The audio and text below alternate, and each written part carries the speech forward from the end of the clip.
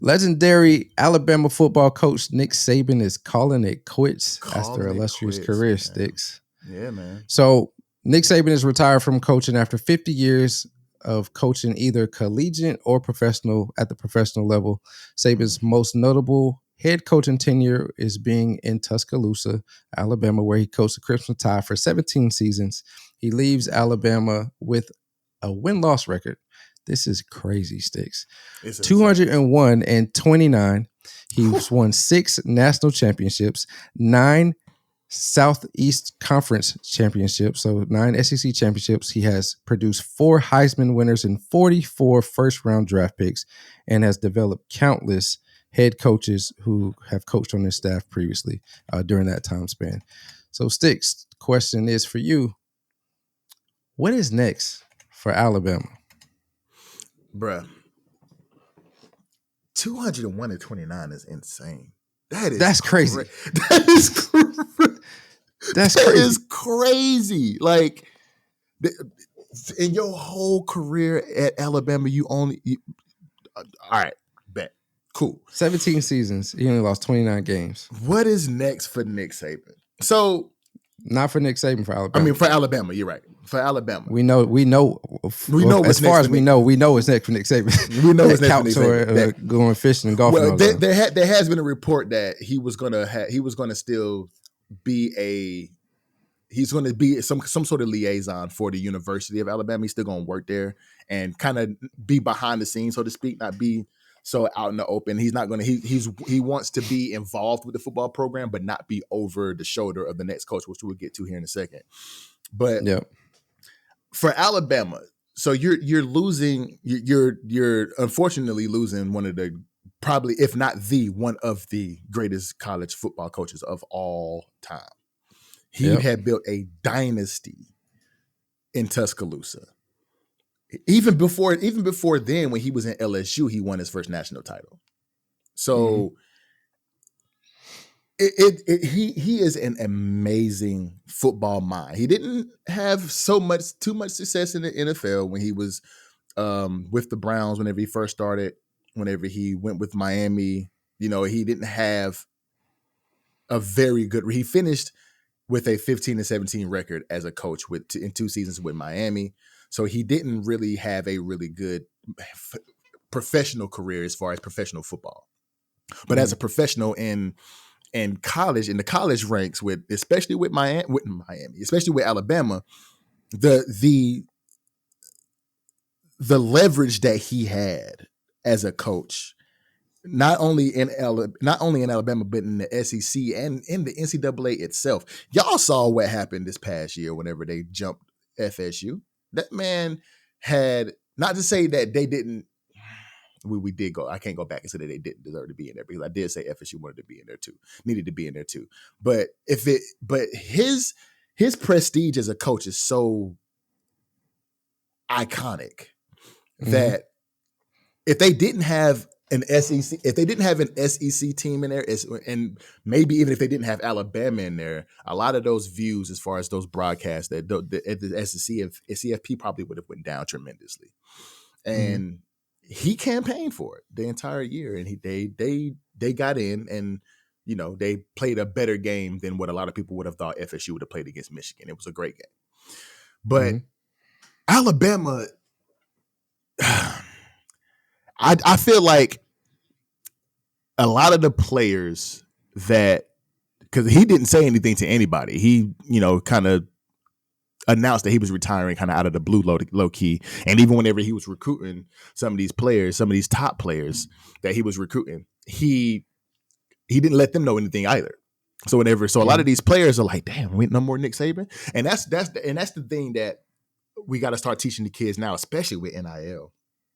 And I know a lot of people have probably said this before, but you gotta go to the school, not go for you got to go for the school, not go for the coach, because anything can happen with coaching programs. You know what I'm saying? Yeah. Like, anything can happen with coaching programs, but a school like Alabama and Nick Saban, you think that man is going to be there forever? Like, you never, because he's so great. You don't think Alabama's ever going to let this man go.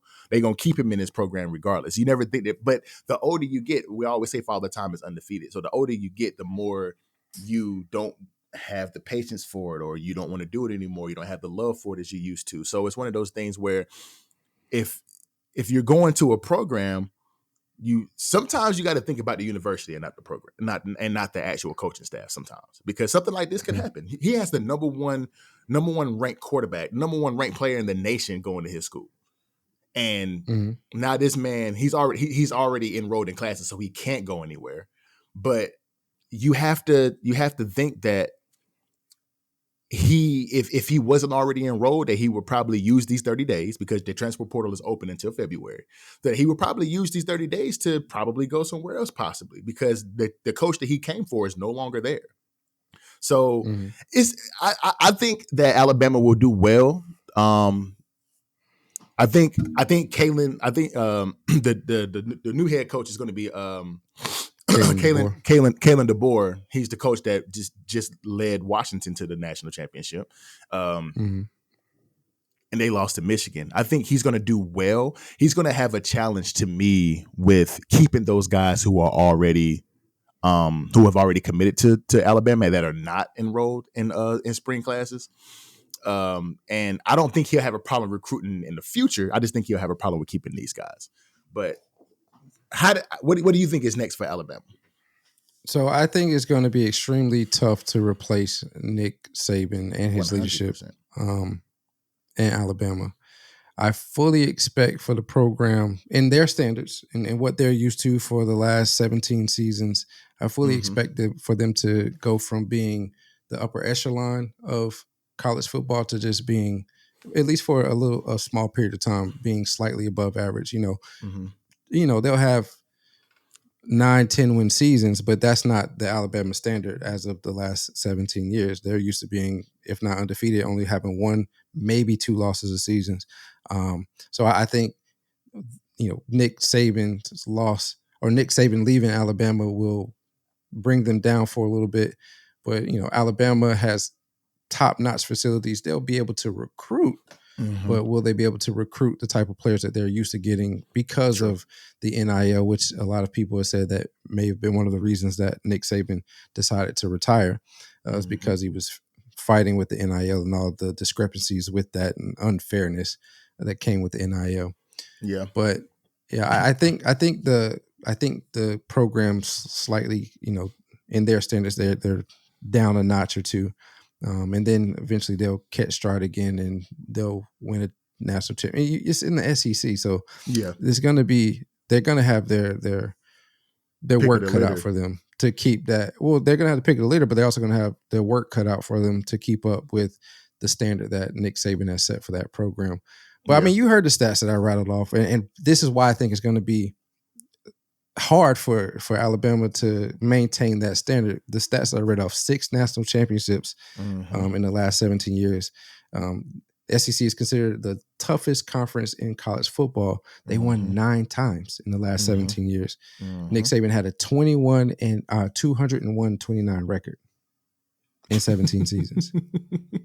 It's insane, bro. You know what I mean? That dude is I read great. a stat. He set the standard. Like Alabama is considered the standard, is considered the Michelin star, the gold star of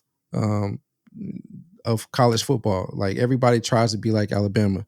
Alabama was one of the first programs to have more than 20 plus coaches or so, analysts and all that on part of their staff. Now you see countless programs doing the same thing. Alabama was one of the first to have all of the amenities, the arms races, as you will. Everybody's trying to keep up with Alabama. They were one of the ones that have the first of everything of its kind. Right. And so everybody else is trying to do that. So, Alabama is the standard when it comes to college football. And so I read a stat, crazy stat, produced by ESPN that said no class recruited at Alabama by Nick Saban played 4 years without winning a national championship. That's crazy. But you think about it. If you think about it, 17 seasons, 6 championships. Every 3 years you win a championship, basically. Pretty much. That's crazy. That's crazy. Insane. That is crazy. Right. So all that being Yeah. said, I fully expect for there to be some disappointing seasons in Alabama, even with the great. We'll talk about him shortly. Even with the pedigree and the record that Kalen Deboer brings from Washington to Alabama, I fully expect for there to be some disappointing seasons in that program for some time. And then, again, based off of the standard that's currently set for them, Mm-hmm. The numbers don't lie. Nick Saban was an exceptional coach, a great leader. He demanded excellence from his players and from his coaching staff, and the results are what you got: 201 and 29, 9 SEC championships, 6 national championships. It's insane how the kind of coach he was. What do you think? How do you think DeBoer is going to do? Because if you think about DeBoer, in his coaching career, it's damn near half of what Nick Saban has done so far. But he's 105 and 12 as a head coach in his coaching career. So that's literally like somewhat half of what Nick Saban's record is. So if he keeps on this trend, he'll be just as good. If he keeps on the trend, right? But he was named Coach of the Year at Washington after leading them to a national championship and losing to Michigan. He's coming in with a pedigree of being a great coach. I mean, he has a damn near 90. Well, but he has a damn near 90% win percentage in his coaching career. So I think he'll be great if he brings his offensive coordinator with him. But they're saying that because his offensive coordinator, he was one of the ones that was he was the catalyst of that offensive coordinator. But if he brings him with him, I think he'll do great. But because the offensive coordinator, his name is Ryan Grubb. If he brings Ryan Grubb with him to Alabama, I think they'll do great. If Ryan Grubb gets elevated to the head coach of Washington, I think he'll have a little bit of a problem as far as finding somebody to be that mastermind on the offensive side that's going to be calling the plays. I think if he wants to, if he needs to campaign for Ryan Grubb coming with him to Alabama. But if I was Ryan Grubb, I'm taking the head coaching spot. Bar none, I'm taking that head coaching spot. If I'm Ryan Grubb.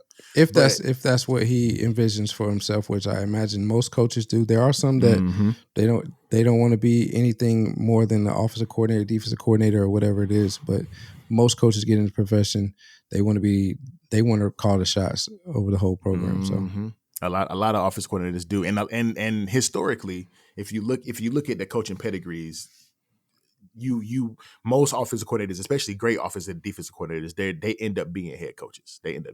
So I think Grubb takes that head coaching spot, but DeBoer he's got some big shoes to fill. I think he can do it. Just being in Washington and actually me being out here right now, actually following the program and watching the interviews after the games and seeing the way he speaks, his intensity on the sideline, I think he will fill in nicely. I don't think he will have to build up to that pedigree of a Nick Saban, but I think he'll fill in nicely. I think Alabama has a good thing in Kalen Deboer, but you heard the numbers that D-Lo spit out, man. That man is crazy. The stats is insane. No recruit has played 4 years without winning the championship. That is a insane stat. That is an insane stat to think about, because you're winning once every 3 years with 6 championships in 17 years. Yeah. He that dude. He that dude. He that dude. So I don't know enough about Kalen Deboer as a coach. I obviously can look up the stats. Like you said, he's 104 and 12 over his career, 25 and 3 at Washington. Alabama must have really wanted him because his buyout from Washington was $12 million. I think Dabo Swinney's buyout, who if he was a hot name a few years ago when Clemson was running shot in the ACC and constantly being in the college playoffs and national championship. He was like considered the next in line if and when Nick Saban was to go. His buyout was $9 million. So they must have really wanted him.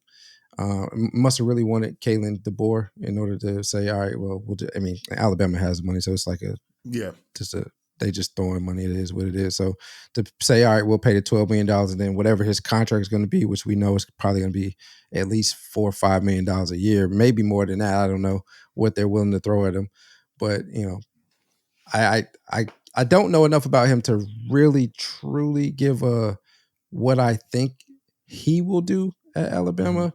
But he's stepping in after Nick Saban. Again, we just talked about the stats for Nick Saban and the excellence of the program that he produced at Alabama. Just because I feel like that is hard to match. I'm going to say it's going to be a step down, but I don't think it's indicative of the coach that Kalen Deboer is. Again, just looking off of his record overall and then his record with the Washington Huskies. And then, let's not kid ourselves. The SEC is a tough conference. He's going to have to bring it every day. He's going to have to bring his A game every day in season and on the recruiting trail if he wants to even be close to what Nick Saban and Alabama program was doing in his time there. But I mean, that I don't think he showed that he can recruit. If you look at he showed that he can recruit some. So if you look at the 5 seasons prior to him getting to Washington, the average recruiting class was, I believe, 27 ranking in the rankings. So they finished 27 in the recruiting rankings. And then in his 2 years there, I think it was 29. So, he's definitely, and Washington was, and I think they're getting back to, they were considered one of the better programs in the country before, as far as facilities and everything that they can offer. The university is nice. I ride past it every day going to work. It's dope. It's dope. The university is nice. Right. So I mean, before he got there, their record was 4-8. Immediately that next season they were 11-2, and then they finished 8th in the final rankings. And then last year they finished 14-1. And then obviously they won the national championship, losing to Michigan. So I feel like his resume definitively qualifies him to be the next in line for Nick Saban and to take over for Nick Saban at Alabama. It's just, he's stepping into a situation to where it's almost like it's impossible for him to be right. And to have a long tenure there because of what is going to be expected for him to do and what's in place. They typically say when you get something, you want to leave it in a better shape than when you found it. Facts. It's going to be hard for him to leave it in better shape than when he found it. Nah, that's facts, man. Just to give a little bit of context of his resume. So he started off in Sioux Falls, which is an NAIA team. His total most of his career was in the NAIA. Most of his career was in the NAIA. He's only had 4. He spent 5. Well, half of, because he spent 5 seasons at Sioux Falls with 67-3 at Sioux Falls at the NAIA team. Then he spent 2 seasons at Fresno State, was 12-6 there. And then he spent 2 seasons. The head coach, Washington. Or he was a head coach. Okay. Head coach. And then he spent 2 seasons in Washington, and he was 25-3. So 5 seasons in NAIA, and then 4 seasons Major 1A football. So he has a pretty good resume. I mean, the last 2 seasons with Washington definitely built his prestige up enough for Alabama to say, yeah, let's go get that guy.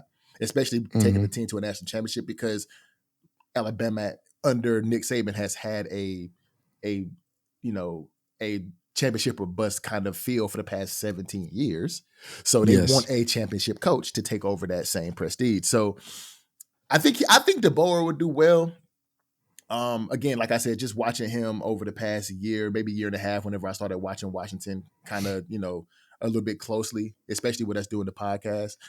I like his tenacity on the sideline. I like how he handles the media. I like how he talks about and how he talks to his players and his coaches. I think he'll do well at Alabama, but he does have some major shoes to fill for sure. Yeah, I mean, if he was going to any other program, and he's winning 9-10 games a season, I think he has a long tenure there, or however long he wants to be there. But he's going to Alabama again, where they're used to winning 11, 12 games a year, being in college championship all the time, or at least the playoffs all the time. That's just, I mean, you got to think about it. At least in the last 10 years. Well, I mean, shit. More than that, honestly, if we're saying every 4 years they won a championship, for more than for the greater part of their career, Alabama has always been in the playoffs, always been in the In the championship. BCS. Mm-hmm. Yeah, so that's tough. That is tough to replicate. I don't care who you are. I mean, I don't know. I can't say much more about that. That is tough to replicate. He has some big shoes to fill, as you mentioned, and for him to come in and say, "All right, yeah, we're gonna keep that standard," to me is unrealistic because you have others that were competing with Nick Saban on a regular basis that have good programs, and they couldn't replicate that. So I don't know. I mean, when you're averaging if you're averaging being 12-2 over 17 seasons, that's going to be hard to. So you think if he has, say, 2 back-to-back 8-win seasons, they're gonna be thinking about getting him up out of there. Yeah, exactly. That's what I'm saying. That's what I'm saying to you. That's what I'm saying to you. That's what you're saying. Yeah, I can see. I can see it. Because automatically, you, like you said in your portion, you expect for him to lose some recruits in this particular recruiting class. Yeah. Maybe even next year he won't even have as strong of a recruiting class as Alabama's used to, and we know it's about the Jimmies and Joes, not necessarily about the X's and O's. It's about who's on the field. And so if you don't have that talent, and on top of recruiting, now you have the NIL where you can pay money. And so all these colleges are doing it now. I mean, listen, it's going to be tough. That's tough. That's tough. It's going to be tough. It's going to be tough. It's going to be some tough shoes for him to fill. And I think he can do it. He just got to figure out a way to rein everything in and try to make sure that these recruits that he does have that have letters of intent or have committed to Alabama, how to make sure that he reins it in and keeps them there and have them understand that he has to figure out a way to make people understand that he is going to at least attempt to, at 99% of it, live up to what Nick Saban has built. He has to figure out a way to get people to buy into that. And once he does, I think he'll be fine. Yeah. So best of luck to you, Kalen. Nick Saban, you had a great coaching career, especially at Alabama. I mean, I don't think we'll see anything like that in our lifetime, if ever. So. Oh, y'all still here. That does mean you love the content. And if that is the case, there's a video on the screen right here. Go ahead and click that, view that. We think you're going to love that one as well. Also, we still got our 600 subscriber goal. So there's a button on the screen right here. Go ahead and click that, subscribe to the channel. And we're on all your streaming platforms, wherever you find your podcasts.